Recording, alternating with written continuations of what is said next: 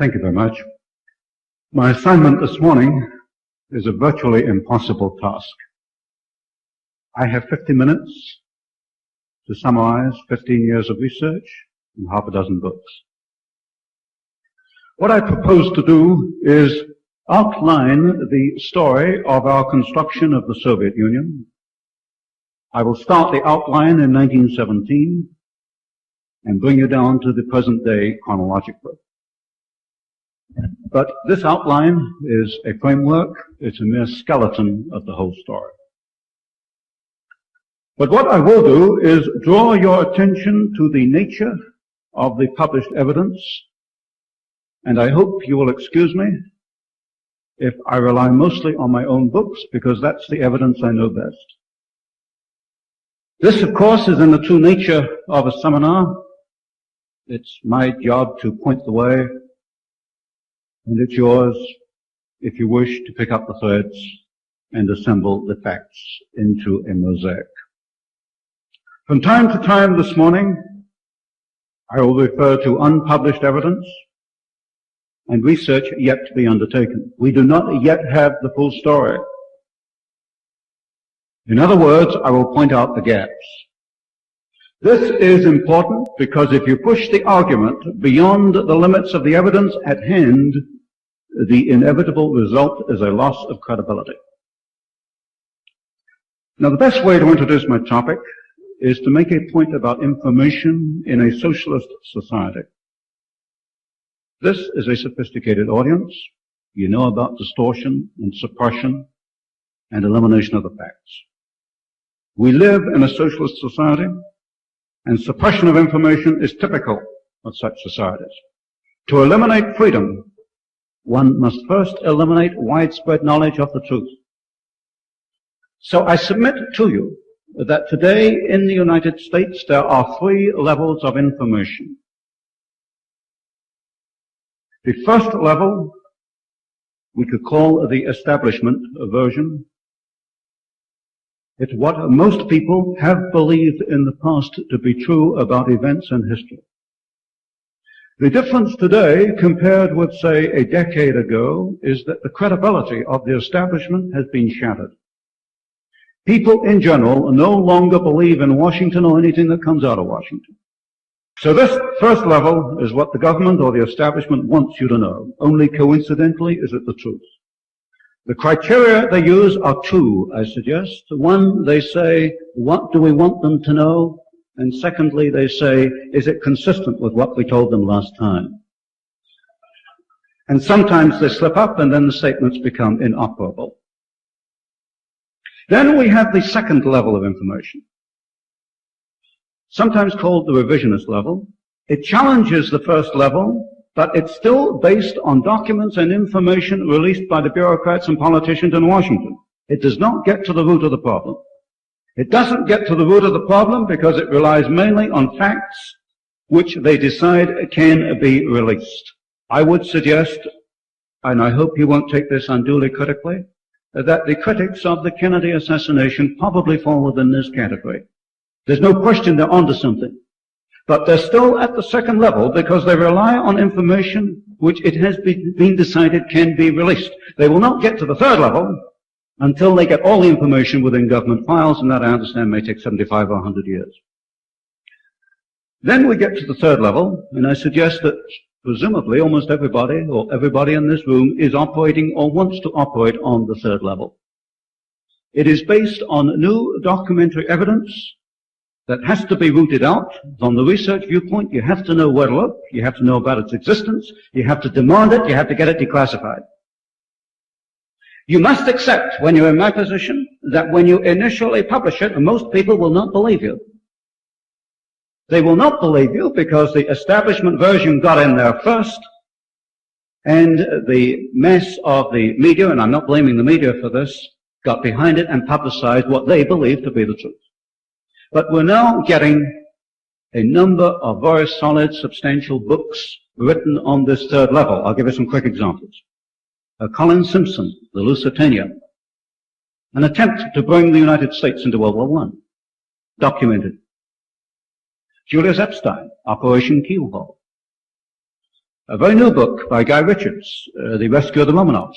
The Tsar was not murdered, as the establishment would like you to believe. From the liberal side of things, I would suggest Jules Archer, The Plot to Seize the White House. So, I emphasized this morning that my outline is going to be at the third level. It's based on authentic and original documentation, mostly from government files. It is directly and verifiable evidence. I always make the citations and the references. Up to a few weeks ago, I could always say that the facts have never been openly challenged. There was a recent exception in London, because I'm getting somewhat more publicity in Europe than I am here. The Soviet Weekly decided to counter some of my arguments. It was probably forced to do so. Unfortunately, they picked the wrong example. They said I was wrong about the Soviet Marine, merchant marine, and the origin of its diesel engines. They said my figures and facts were wild. Unfortunately for Soviet Weekly, this is one case where all my evidence came from Russian sources. So I pointed out to the Soviet Weekly, it's quite obvious that the Soviet right hand doesn't know what the Soviet left hand is doing. So let's get to the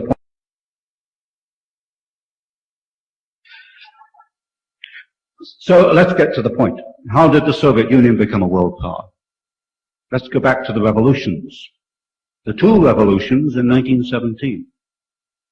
The first revolution in March of 1917 overthrew the Tsar and replaced the Tsar with what would well have been a constitutional government. These were the first shaky steps taken in March 1917 towards a constitutional government in Russia. This constitutional government was overthrown by the Bolsheviks in November of 1917. There is major evidence, which I have published, of U.S. involvement. Not on the side of the formation of a constitutional government, but on the side of the Bolsheviks. Not the March Revolution, but the November Revolution. Now, I've not got the whole story. I published what I have been able to unearth, and these are roughly the key points. In March 1917, at the time of the First Revolution, Lenin was in Switzerland and Trotsky was in New York. They were the two major operators in the Bolshevik Revolution. Lenin returned to Russia with the aid of the German High Command. I reasonably suspect that the Kaiser did not know. The highest German official who knew about this was Chancellor Bethmann Hollweg from the, well-known perhaps in Germany, the Bethmann Hollweg banking family. Trotsky was in New York, a penniless immigrant apparently. He acquired $10,000 in gold. He acquired an American passport. He was put on a boat for Russia. The Canadian authorities pulled the boat into Halifax, Nova Scotia. They took off Trotsky and his party, locked them up as prisoners of war. There was immediate intervention from both London and Washington, and these documents are in the files. He was put back on the boat for Russia with apologies. Also on the boat were Lincoln Steffens, quite a well-known leftist in the United States, and Charles Crane of the Westinghouse Company. And Charles Crane was chairman of the Democratic Finance Committee at that time and a friend of Woodrow Wilson. And the book tells you what happened and how they met and talked on the boat. Also in July 1917,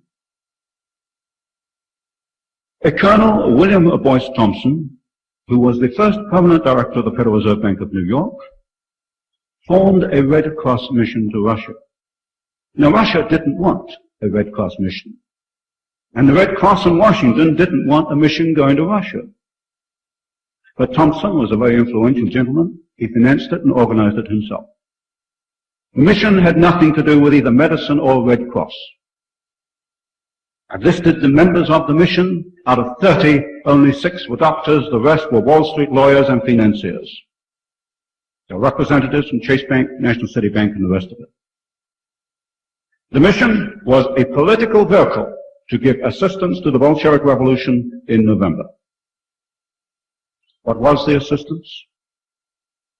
Well, very briefly, Colonel Thompson himself said, and it was published in the Washington Post, which is an authoritative source at the time, that he gave $1 million to the Bolsheviks to help their revolution. That's Colonel Thompson, not me.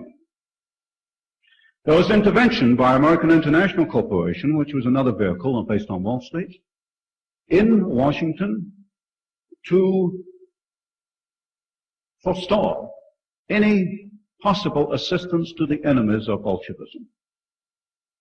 Further, you can find in the British Foreign Office files the fact that Thompson and Lamont of the Morgans went to see Prime Minister Lloyd George in England and changed in one meeting British policy from being anti-Bolshevik to being pro-Bolshevik. This information, I would point out, comes from the British War Cabinet papers, Thompson's own papers, and the State Department files. The documents are quite genuine. Now, in early 1918, the Bolsheviks held only a very small part of Russia. They held really just Moscow and Petrograd. They were fighting both the whites and the greens. Now, the history books don't tell you about the greens. They only tell you about the reds and the whites. There were 700,000 greens. And the greens were Bolsheviks who saw that Lenin and Trotsky had betrayed the revolution to capitalists, and this was pointed out in the Russian newspapers at the time, and the Greens, 700,000 strong, were fighting against the Bolsheviks with the whites. But what happened is that the Wall Street mission and its allies in the United States gave the Bolsheviks enough breathing space to be able to occupy Russia.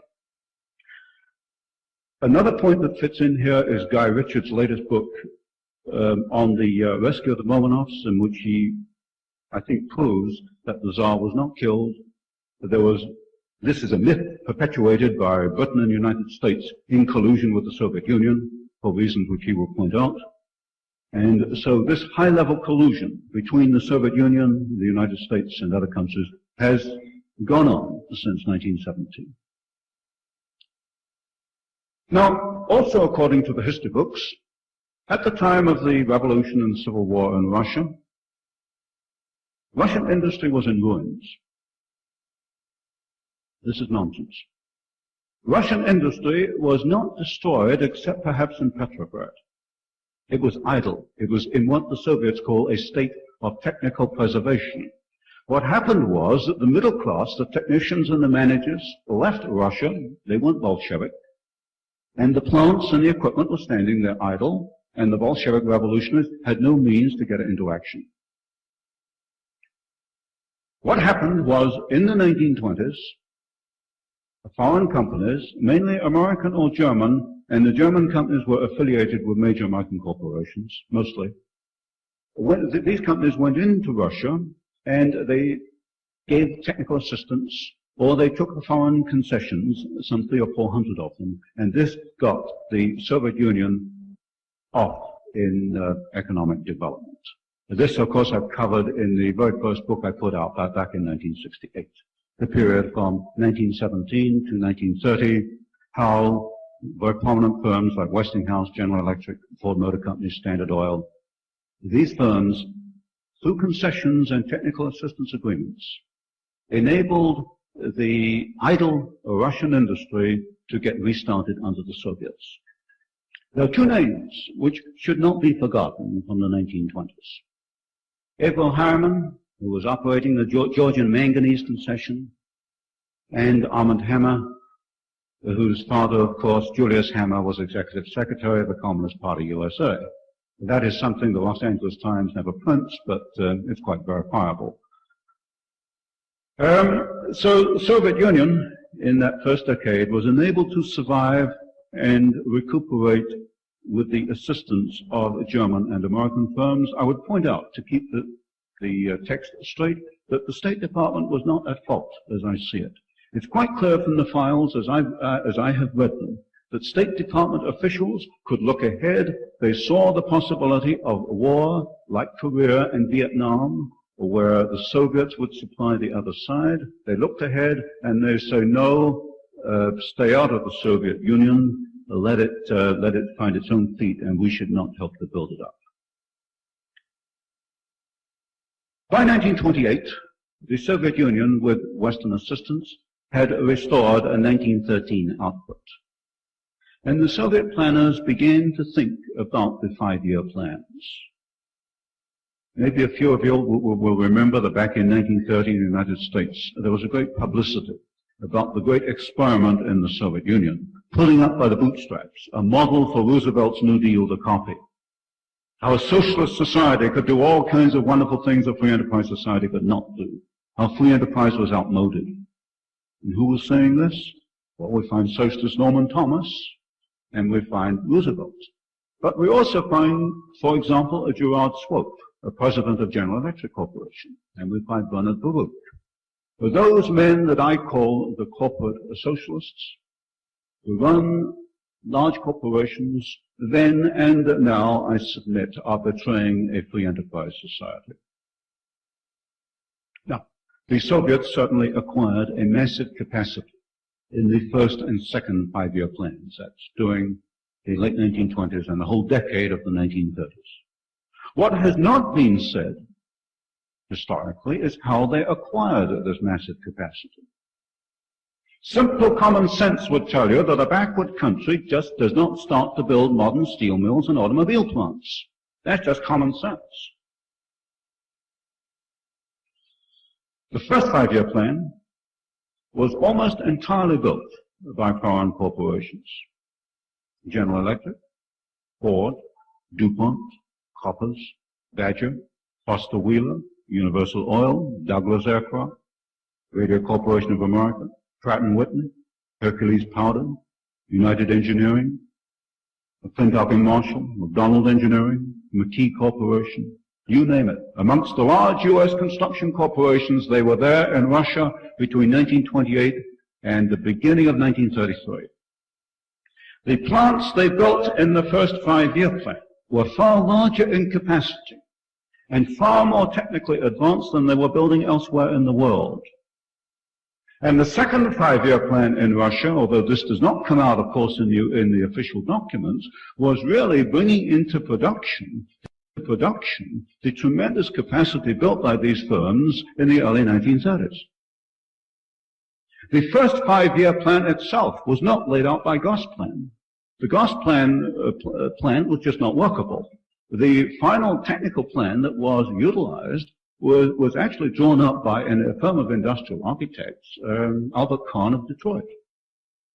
United Engineering, to give you a few examples, built a plant in the Soviet Union in the early 1930s to produce the longest aluminum sheets in the world, and these, of course, are essential for aircraft manufacture. This was the time when all-metal aircraft were just beginning, even in the West. General Electric built at Krakow a turbine plant which was 2.5 times greater in capacity than its own plant in New York at Schenectady.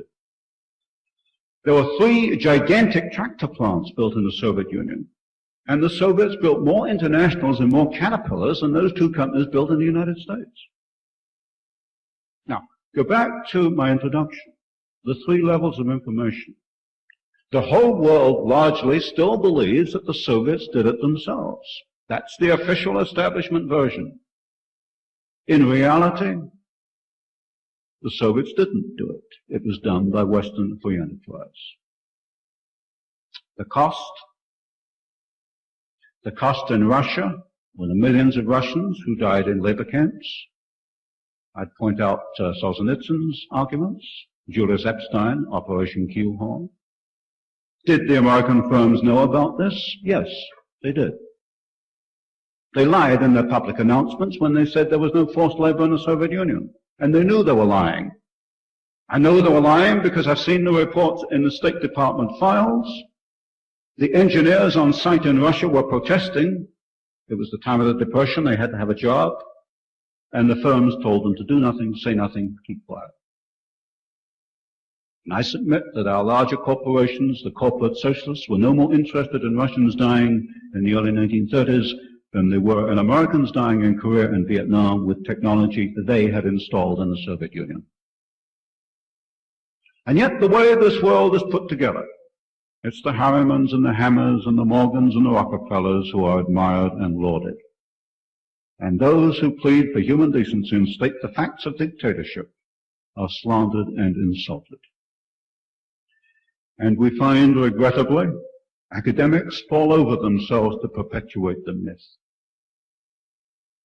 So back in the early 1930s, Gerard Swope of General Electric and Bernard Baruch and their friends were building the 5-year plans in Russia, but they weren't inactive elsewhere in the world. And this is one period where I've been able to develop most of the story. Roosevelt's New Deal, the NRA, National Recovery Administration, was not drawn up by the Brain Trust or Roosevelt's advisors. It was drawn up by Gerard Swope of General Electric. And I've published the whole thing in the book I've just produced. I call it Swope's plan. It wasn't FDR's plan at all. And Herbert Hoover was quite correct when he called it fascism.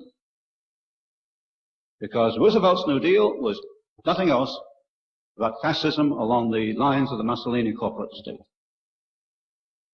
And our friends, Barut in General Electric, building up the Soviet Union, were also very active financing and promoting and writing for Roosevelt in the early 1930s. But also, they were active behind Hitler. It's interesting that both Hitler and Roosevelt came to power in early 1933. Now, the story of the promotion of Hitler by our own corporate socialists is yet unpublished. But I'll tell you this much. It'll give you the flavor of the book. I have the bank transfer slips, which is about the hardest kind of evidence you can get, of funds going from large corporations to the Nazi Party, and particularly a political slush fund operated by Rudolf Hess. This was very important in the early 1930s when the Nazis needed all the money they could get to finance their gangs of goons going around the streets beating up people and the various payoffs and this kind of thing. One of these transfer slips refers to German General Electric, 60,000 Reichsmarks. And two directors of German General Electric will interest you, or should interest you. One is Gerard Swope, General Electric, and the other is Owen Young of the Federal Reserve Bank of New York. So what we find is, when we begin to probe behind the scenes of history, is that we have these gentlemen promoting 3 brands of socialism all at the same time. They're building the first 5-year plan in the Soviet Union. They're writing Roosevelt's New Deal for him. And they're trying to get Hitler into power in Germany. All at the same time. So let's go back to the building of the Soviet Union. During World War II, you will remember, there was the massive Lend-Lease program. This pretty much replaced any capacity the Soviet Union might have lost in World War II, but more importantly, it brought the Soviet Union to a fundamentally new technological horizon. I've covered the whole story of this build-up in the Hoover series of books. By 1946, the Soviets had a capacity to do certain things themselves. They could manufacture the shells of factories, that is the building, which is not too difficult, and they could duplicate simple equipment, simple lathes, this kind of thing. But they still needed, and still need today, foreign technology to advance the technological horizon for a quite simple reason, that a socialist planned society cannot advance technologically by itself. And once again, Western businessmen were only too happy to oblige. And once again, they went into the Soviet Union in the 1950s, certainly the 1960s, and you'll see the peak of this in the last few years under Kissinger. And to give you again some examples from the development in these 20 years, you will find in mining equipment of firms like Joy Manufacturing. Non-ferrous metals, you'll find they're using, for example, the international nickel process for nickel smelting, refining. Iron and steel is an exception. The Soviets adopted the classical blast furnace back in the 1930s. Their plans were largely laid out by the Frame Corporation of Chicago. It's a very simple process. What they did was build bigger units, what I call scaling up. And in classical blast furnace technology, they have not come back to the West, but they have done, particularly in rolling techniques, and what you might call the high technology forms of steel and metals. In petroleum processes, you can see the copying of the Lend-Lease refineries all the way up to today. I think just a few weeks ago, there were recent agreements to transfer more petroleum technology to the Soviet Union. In chemicals, Arm & Hammer, Occidental Petroleum, of course, has always played a key role. Textiles, we find Soviet nylon, all their synthetic fabrics are Western fabrics, but of course with different model numbers, categories. Motor vehicles, all the motor vehicle plants I can identify in the Soviet Union have equipment from the West.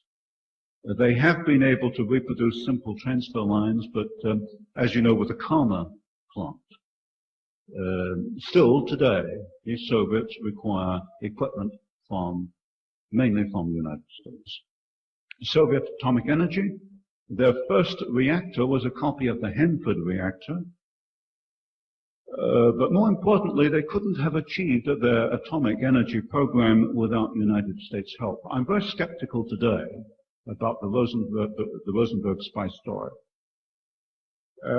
What is much more important is how did the Soviets get the industrial technology, the equipment, the very specialized kind of equipment, which is needed for an atomic energy program. This could only come from one of three countries, United States, Switzerland, or Great Britain.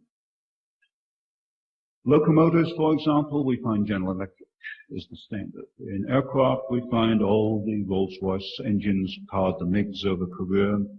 The door, for example, on some of the aircraft is a Boeing door. You go right down the line, it's there. Merchant Marine, I calculated that exactly because the Soviets have published a very exhaustive catalog, great big fat thing, of their Soviet ships. Every ship is there, cataloged with its technical specification. And I can tell you exactly 67% of the hulls were built in the West. 80% of the engines were built in the West. The 20% that were not built in the West were built in the Soviet Union, mainly at Bryansk and in Leningrad, under technical assistance agreements. There's no such thing as a Soviet marine diesel engine. That's what got the Soviet Weekly upset in London and said I was wild. And of course I pointed to their own catalog. And it's right there if they bother to get a calculating machine, which of course will have to be Western, and they can repeat what I did. The computer technology is courtesy of IBM and Radio Corporation of America, but there's an English corporation, International Computers, which has transferred the most advanced of its own computer technology. I did happen to meet a director of this particular company last April when I was in England, and I pointed this out to him that it was his own suicide. He had more to lose than England, and I pointed this out to him that it was his own suicide. He had more to lose than I had, and his argument was that, well, the Americans do it, why shouldn't the British do it? And he was actually unable to see that it was his own suicide. But I did also meet a gentleman from the Dunlop Rubber Company, and Dunlop has been very important transferring rubber tire technology to the Soviet Union, who admitted that so far as that area is concerned, I was exactly correct. In fact, I hadn't got all of it. But he said, well, even if it is my own suicide, I will continue to do it because it's business. And I had no answer to that one. So what I'm saying is that in brief, all Western technology, all Soviet technology from 1917 right down to the present day comes from the West. And this is based on a very precise technical analysis. It's technical. I look at engines and machines and I look at specifications. It's not something I imagined. I've been at this thing over a decade and a half and no one yet has proven me wrong on a technical factor. And this is approximately the position today, except that under Kissinger, the Soviets have been able to achieve a fundamentally new technological horizon, of course, with a financial subsidy, because they're getting loans at 6% when you have to pay 10 and 12% with a financial subsidy from the United States. Now, the big problem that I had in the early 1970s was that this was not the whole story. There were at least two remaining problems. One, we were building up Soviet military capability, and there were indications, and I was a little unsure about this in 1970, that this was a deliberate policy on the part of the United States.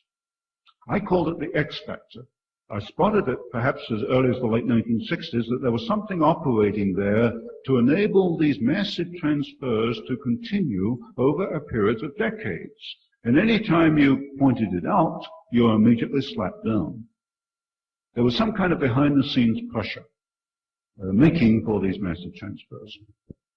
Now, the most important problem that I saw was the military transfer problem. So I'm sure some of you know I went to Miami Beach in 1972. I attempted to point this out to the Republican Party, and what I got was outright hostility. These are things we just don't talk about. Looking at the Wall Street Journal last week and noting that Arm & Hammer gave the Republicans $100,000 in 1972, I can see that I wasn't playing the right game. I certainly didn't give them anything like $100,000. Now, to summarize the National Suicide Book,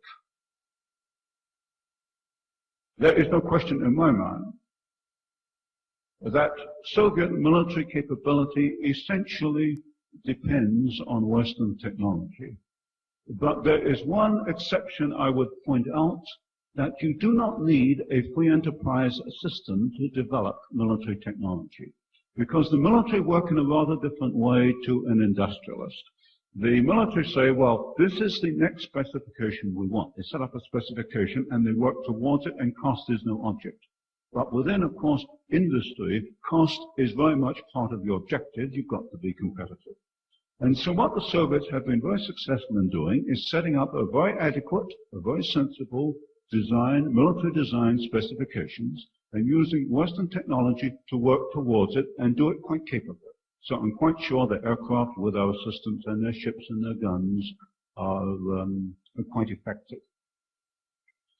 To give you some examples, American pilots were coming back during the Vietnam War, and they were saying, well, that's funny because those trucks on the Ho Chi Minh Trail look like Ford trucks. Well, they were Ford trucks because half of them were coming from the Gorky plant, which was built by the Ford Motor Company. And you've got the MiGs over Korea, which I pointed out earlier, had Rolls-Royce engines, and Rolls-Royce and some of the German designs, BMW, have been the basis of a Russian jet development.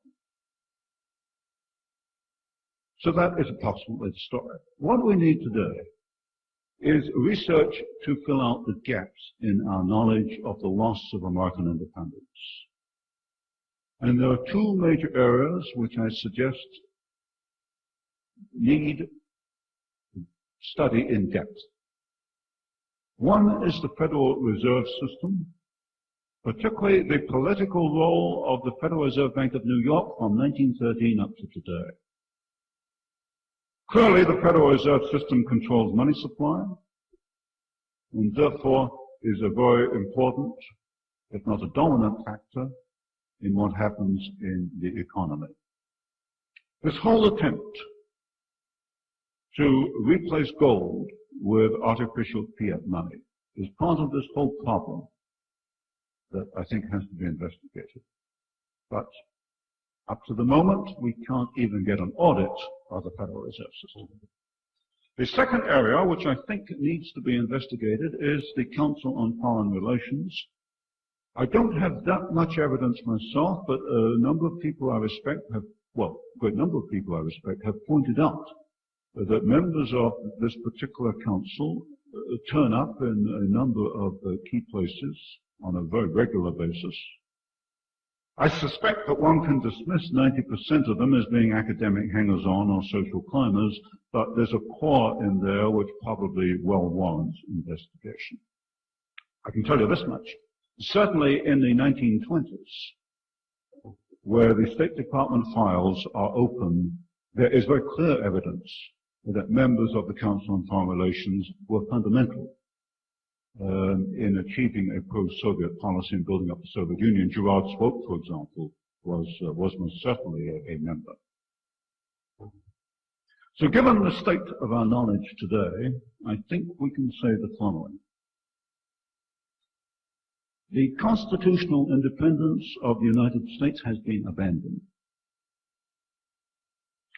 Further, there has been a knowledgeable and deliberate effort to build the Soviet Union into a formidable enemy, in spite of the fact of two wars in which 100,000 Americans and countless allies have been killed. I suspect, or I suggest, that there is a knowledgeable and deliberate effort to submerge U.S. independence into a web of economic and financial relationships with a totalitarian dictatorship. And this is in large part concealed from the American public. To go back to my earlier example, the truth is at the third level, and the statements coming out are all at the first level. On the other hand, these policies, as from where I stand, are not too well thought out in detail. There was a Foreign Affairs article in April 1974 entitled, I quote, "The Hard Road to a New World Order." And it pointed out the problems with using the United Nations as a vehicle to achieve a socialist world state. And I suspect that the problems of creating a socialist world order are increasing and are somewhat greater than anticipated by the world planners. Some of the more important problems that I can glean from sources like Foreign Affairs would certainly be the United Nations. I suggest that the concept of United Nations as the global authority may have been abandoned, and that the emphasis is going to be on regional planning, on regional management. The vehicles will be such things as world environment, commodities, food supply, population, that kind of thing. It's a more roundabout way to get the same objective. What I suggest the process would be to build larger pieces first and then weld these larger pieces together. We can observe a major effort to substitute SDRs, special drawing rights, paper money, for gold. These are going to be an engine of international inflation in the same way the Federal Reserve System has been an engine of domestic inflation. But historically, these attempts to use paper money have always collapsed. And I see no reason, technically, why the SDR effort should succeed. On the other hand, you cannot achieve a world order with hard gold currency, because the politicians cannot print numbers on gold. They can print all the numbers they want on pieces of paper. So, as I see it, from my viewpoint, the world planners have got to impose a paper money system as part of their move towards what they call a new world order. The third problem, which may not sound too much, but may in fact be the biggest stumbling block, is that, as I see society, the natural order of events is for people to group themselves together in small contiguous units, not in big regional groupings. People voluntarily associate in small groups, not in large groups. But on the other hand, the whole trend of a world order is towards unification and regional groupings. In other words, you're going in two different directions. The planners are trying to impose large regional units, but the natural trend order within society is towards smaller groupings. And I suspect that as more people begin to see what is happening, it's antagonistic to their own interests, that the resistance will also increase. So let me emphasize, and I'm getting near the end, one point. That the battle for American independence can only be won with facts, and they have to be accurate facts. I do not believe that the American people want to abandon the Constitution or free enterprise or individual freedom. I don't believe the American people want such things as internal passports, $100 billion energy programs, forced busing, backbreaking taxation. I don't think they want it. Further, the establishment no longer has credibility. They've lost it because it's ignored too many facts, it's lied, it's distorted. And that is your opportunity. Present the facts at the third level. But let me warn you, to retain credibility, you've got to be 100% accurate 100% of the time. If you get it wrong once, you've lost your audience, Your enemies will never let you forget it. To make one mistake is instant loss of credibility. Sometimes it's very tempting, I think, to overstate the case, but don't do it, because you can't do it and win. And let me leave you this morning with, I think, the moral of my story, what I tried to write over the last decade. We tend to emphasize the obvious. We can recognize the planners and their socialist friends. They're directly identifiable. To give you one example, Attorney General Levi says he's going to introduce internal passports, and he knows it's unconstitutional. He says so. Now that to me is an obvious enemy. I don't sleep wondering what he's going to dream up for me next. But more important, perhaps, are those behind the scenes, what I call the subsidizers. Those who provide the technology, the financing, the political power, the political thrust for world dictatorship. Look at the subsidizers. Look, for example, at big business. Big business supplied technology both to Hitler's Germany and to Soviet Russia, and backed both at the same time, and Roosevelt for good measure. Look at the academics, who are more interested in promoting a new world order than in promoting freedom. And that's what they should be doing. Look at those organizations who promote anti-communism, but always stop short at identifying and pointing out those who subsidize and make possible the onset of a world of socialist state. So my moral today is, the moral I would like to leave with you, is that the planners could not exist without the subsidizers, and both are equally dangerous to what you hold to be true. Thank you.